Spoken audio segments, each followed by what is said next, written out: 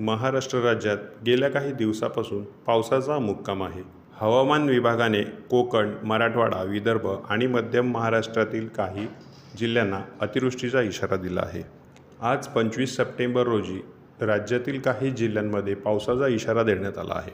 काही ठिकाणी हलका ते मध्यम तर काही ठिकाणी मुसळधार ते अतिमुसळधार पावसाची शक्यता वर्तवण्यात आली असून वादळी वाऱ्यासह इशारा देण्यात आला आहे. कोकणात मुसळधार पावसाची शक्यता असल्याने रायगड, रत्नागिरी आणि सिंधुदुर्ग या जिल्ह्यात मुसळधार पावसाचा अंदाज हवामान विभागाने दिलेला आहे. रायगड, रत्नागिरी वादळी वाऱ्यासह जोरदार पाऊस पडण्याची शक्यता आहे. सिंधुदुर्गमध्ये हलका ते मध्यम पाऊस पडण्याची शक्यता आहे. पालघरमध्ये मध्यम पावसाचा अंदाज वर्तवला जात आहे. मध्य महाराष्ट्रात अधूनमधून सरी बरसतील असा अंदाज हवामान विभागाने दिलेला आहे. धुळे, नंदुरबार, नाशिक घाट परिसर, अहमदनगर, पुणे, पुणे घाट परिसर, कोल्हापूर, सातारा, सांगली या जिल्ह्यांमध्ये हलका ते मध्यम पाऊस होण्याची शक्यता आहे.